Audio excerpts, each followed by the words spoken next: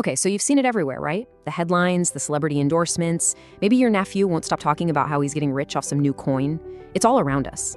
But it all leads to one really simple question. I mean, really think about that for a second. In any other market, for someone to win, well, someone else has to lose. It's a zero-sum game. So if all we ever hear are these incredible success stories, where is all this money actually coming from? Well, that's exactly what we're going to get into today. All right, let's just dive right in. To even begin to wrap our heads around this, we first have to look at the massive gap between what crypto was supposed to be and, what it's actually become. See, on one side, you've got the original promise of blockchain. It's a genuinely brilliant peer-to-peer technology designed to create unique, secure digital things and solve some really specific problems. But then you look at the market reality, and what you see is a wildly speculative asset traded on hundreds of different exchanges, where its value is driven by something a lot less concrete. And this right here is the absolute key to everything. Unlike a dollar or a stock, there's no central bank, no government, no company profits backing any of this up. A coin's price isn't tied to anything tangible. Its value exists almost entirely in our heads. It's worth what I can convince you to pay for it. That's it. So how on earth did a niche bit of tech turn into a multi-trillion-dollar global obsession? Well, it turns out a very specific set of economic conditions created the perfect storm for this whole thing to just ignite. If you look back, starting around 2014 and then just going into hyperdrive in 2020, central banks all over the world started pumping insane amounts of cash into the global economy. This whole process is called quantitative easing, but really, you can just think of it as creating new money out of thin air. And when the pandemic hit, that process got supercharged. Suddenly, the whole world was just flooded with cash. So what happens when there's all this new money sloshing around? Well, a huge chunk of it went looking for a home in high-risk, high-reward investments. And yeah, some of it flowed into the stock market for sure, but it also fueled the absolute explosion of crypto, which at its peak was valued at a staggering $5 trillion. But here's the thing, all that money was just the fuel. The engine that really drove this, that was all human psychology. And this, for my money, is where it gets really, really interesting. To truly understand the crypto craze, you have to look past the spreadsheets and the charts and look right into the weird, wonderful, and sometimes irrational wiring of the human brain. There are so many powerful forces pulling us in. We're going to look at a few of the big ones. Everything from our obsession with owning a piece of the future, to that deep, gut-wrenching fear of being left behind, all the way to how our shared beliefs can literally create value out of nothing. Let's kick things off with this idea because it is so powerful. We are constantly being told the future is just around the corner, right? The metaverse, AI, Web3, it's coming. And for a lot of people, investing in crypto feels like a way to buy a ticket to that future, to make sure you've got a seat when it arrives. Some have even called this future fetishism. It's this deep psychological need to not be left in the dust by whatever's coming next.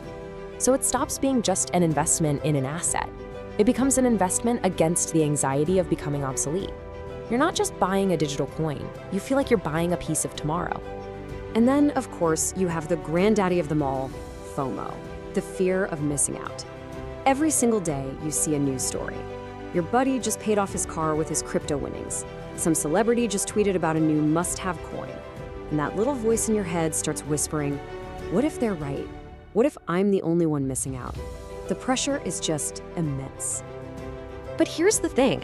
This isn't just a story about people in stable, wealthy countries trying to get richer. In fact, if you look at where crypto has been adopted the most, the answer is probably going to surprise you. Yeah, the countries with the most people owning crypto aren't the US or Germany or Japan. Nope, they're places like Nigeria, Vietnam, the Philippines, and Turkey. These are all nations that have dealt with some serious economic instability and seen their own currencies get crushed. For millions and millions of people living in these countries, crypto isn't some reckless gamble. It's actually a pretty rational choice. I mean, think about it. When your own country's currency is losing value by the day, a super volatile digital currency can start to look like a much safer place to park your savings. So this is such a critical point to understand. For a massive part of the global population, crypto is an escape hatch. It's a way to opt out of a local system that feels rigged or broken. For them, sticking with their local currency, that feels like the biggest gamble of all. Okay, so let's circle all the way back to where we started. If crypto's value isn't based on profits, and it's not just a simple investment, where does this multi-trillion-dollar valuation actually, truly come from? Well, the answer is something called a self-fulfilling prophecy. Because the value is all in our heads, if enough people simply believe something is valuable, they start acting on that belief. They buy it. And that buying action drives the price up, which just reinforces their original belief and pulls in even more believers. The belief literally creates its own reality. The source material for this explainer uses this absolutely brilliant metaphor. Imagine you started having a hallucination that you could see a dragon in your backyard. At first, no one believes you, but you keep talking about it, you act like it's real, maybe you build a special fence for it. If you're convincing enough, maybe your neighbors start to believe in the dragon too. And if enough people start believing in the dragon, pretty soon the whole town is operating as if the dragon is real. The hallucination has become reality. In this story, crypto is the dragon. So, back to our question, who is actually losing? Well, in this strange new world, the bizarre answer is nobody has to. The system keeps working and the value keeps growing just as long as we all keep believing in the dragon. But that, right there, reveals the profound, terrifying risk at the heart of it all. And this is where we get the single most chilling warning about what this all could mean in the long run. This fundamental break, this disconnect between doing work and creating value, could have absolutely explosive consequences for our society. And this is the core of it.